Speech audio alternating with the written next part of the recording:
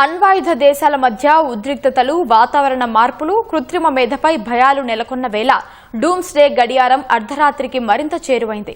Doomsday గడియారం సమయాన్ని అర్ధరాత్రికి మరో 4 సెకండ్లు చేరువైనట్లు bulletin of the atomic scientist అనే స్వచ్ఛంద సంస్థ పేర్కొంది. ప్రస్తుతం డూమ్స్డే గడియారం అర్ధరాత్రికి మరో 85 సెకండ్ల దూరంలో ఉంది. అంతానికి మానవాళి ఎంత దూరంలో ఉందన్నది bulletin of the atomic scientist అనే సంస్థ విశ్లేషిస్తుంది. డూమ్స్డే క్లాక్ అనే ఊహాజనిత గడియారంలో అర్ధరాత్రి 12 గంటల సమయాన్ని అంతానికి సూచనగా భావిస్తారు. ప్రపంచంలో నెలకొన్న పరిస్థితులకు అనుగుణంగా డూమ్స్డే గడియారం సమయాన్ని ముందుకు వెనక్కి జరుపుతుంటారు. ప్రపంచం మునుపెన్నడూ లేనంతగా విధ్వంసానికి చేరువైందని bulletin of the atomic scientists అనే స్వచ్ఛంద సంస్థ పేర్కొంది. అమెరికా, రష్యా, చైనా, ఇతర దేశాలు దూకుడుగా వ్యవహరించడం, శత్రుత్వ భావాలు, జాతీయవాదం పెరగడం వంటివి అందుకు కారణమని తెలిపింది.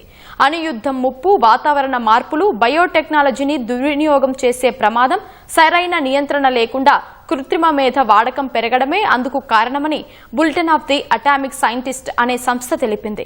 అయితే ప్రపంచ దేశాల నేతలు ఈ సమస్యల పరిష్కారం కోసం పనిచేస్తే డూమ్స్డే గడియారం వెనక్కి జరిగే అవకాశం ఉందని ఆ సంస్థ పేర్కొంది.